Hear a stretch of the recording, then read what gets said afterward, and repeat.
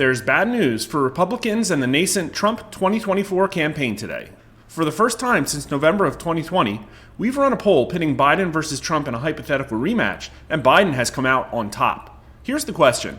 If the next presidential election were held today, and the candidates were President Joe Biden and former President Donald Trump, who would you vote for? Biden now beats Trump by 3 points, though note that the score is only 45% to 42% because 11% of voters say they would vote for some other candidate. Also note that the 45% of U.S. likely voters that would vote for Biden is identical to the 45% reading he has for today's job approval.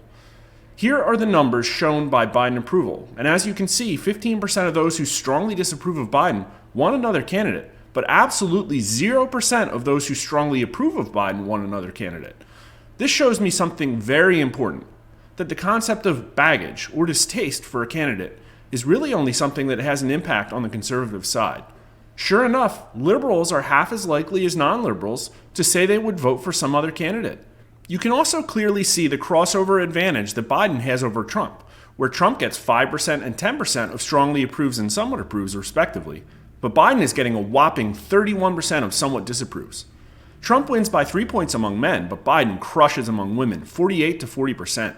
The 48% Biden gets is actually higher than his approval rating among women, which is telling me that distaste for Trump is partly at play here. Trump gets 10% of the Democrat vote, but Biden gets 17% of the Republican vote. Just like with Biden approval, that number is almost entirely driven by 18 to 29-year-old Republicans. This should be a major wake-up call for the GOP. Among independents, Trump wins by 13 points, which is a large and important lead, but not nearly as big as it's been in the last 12 months. But let's look at the values for some other candidate. Republicans and Democrats are about equally likely to say they wouldn't vote for either Biden or Trump. But combined with the Democrat crossover advantage, the Republicans should also be very concerned by the fact that Trump only gets 74% of his own party's vote. It's also important to note that only 17% of independents are voting for another candidate. I thought that number was very low since these people are largely extremely dissatisfied with the two-party status quo and DC in general. But I think what you're seeing is that Biden and Trump platforms do, to a large extent, accurately represent different ends of the ideological spectrum. And there just aren't obvious candidates who could be more effective at championing those platforms. Trump wins with voters over 40 and white voters, but by a much smaller margin than before. And Biden wins among black and Hispanic voters, though 35% of black voters do say they're voting for Trump, which is pretty significant. Biden wins only among those with degrees, and the inflection point on income falls somewhere between $50,000 and $100,000 per year. Biden has a massive advantage among voters with incomes over $200,000. We also asked voters who they would support in a hypothetical Kamala Harris-Donald Trump matchup. And even though Biden favorability and Kamala Harris favorability are roughly equal, and even though roughly the same amount of Democrats say they would like to see Biden or Harris each run for president, Trump does much better here, winning by 3 points, all of which he pulls from Kamala. He does better in literally every single demographic, meaning that what's driving the signal here is probably perceptions of her competence or likability. I'll leave digging through the crosstabs on this question for our Platinum subscribers and instead focus now on the history of Trump versus Biden rematches. So let's rewind the tape.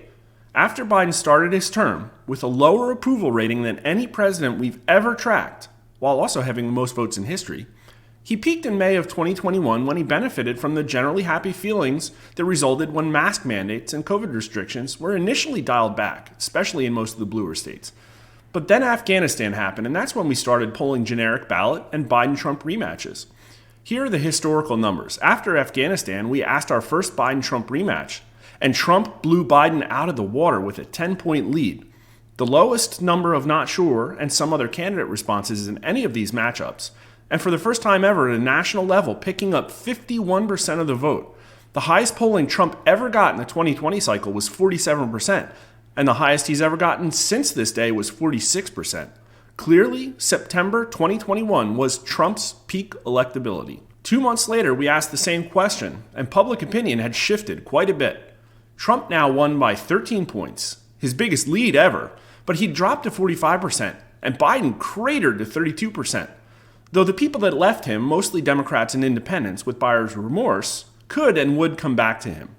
Since Afghanistan, through the impending stock market interruptions, soaring gas prices, supply chain issues, the Hobbs decision, and violent crime, the numbers were actually stuck at Trump winning by 46 to 40%. And keep in mind, by August 2022, the last time we asked this, Biden's approval was already solidifying where it is today in the mid-40s, probably based on abortion outrage and Democrat wagon circling. But looking at today's numbers, with the first Biden lead since November 2020, the only obvious conclusion to me is that Trump supporters aren't happy with the 2022 midterm outcome, and that Biden convinced some people he has a winning team, picking up some support from young Republicans, women, and socially liberal independents out of the other candidate responses. Now, Trump is still the favorite among Republicans for 2024. But whose fault is it now that he's no longer the favorite to win? Well, here are some thoughts. Republicans are not happy with their established leaders. Kevin McCarthy garnered what could only be called tepid support among Republicans. By a 3-1 margin, Republicans told us they wanted Mitch McConnell replaced. And his very favorable numbers among Republicans are lower even than Nancy Pelosi.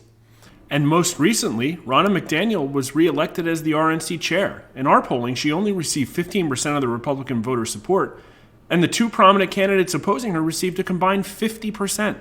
That can basically be perceived as a Republican mandate for new leadership. So Republicans expected better results in 2020, didn't get them, blamed it on the leadership, and didn't get new leadership. That is not a recipe for success. But I don't think it's fair to say that the GOP deserves all the blame here. Now, keep in mind that Trump received the most votes of any Republican candidate ever by a margin of at least 13 million votes. And also keep in mind that Trump favorability among Republicans is still in the high 70s, at least 20 points higher than any other prominent Republican except for maybe Ron DeSantis. But his favorability numbers have been ticking down bit by bit. Not even a year ago, in April 2022, Trump's favorability among Republicans was 83%, and among all likely voters, it was 52%. So in a little more than half a year, Trump has lost 7 points of favorability among Republicans and 5 points among all likely voters. Why?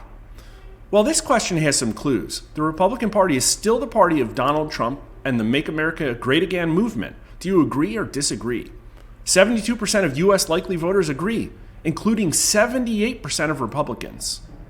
My take, rightly or wrongly, Republicans still support Trump as their 2024 candidate, see the Republican Party as the party of MAGA, but are still trying to say here that he hasn't been doing the things he needs to do to win because they aren't getting what they want from the Republican establishment leadership.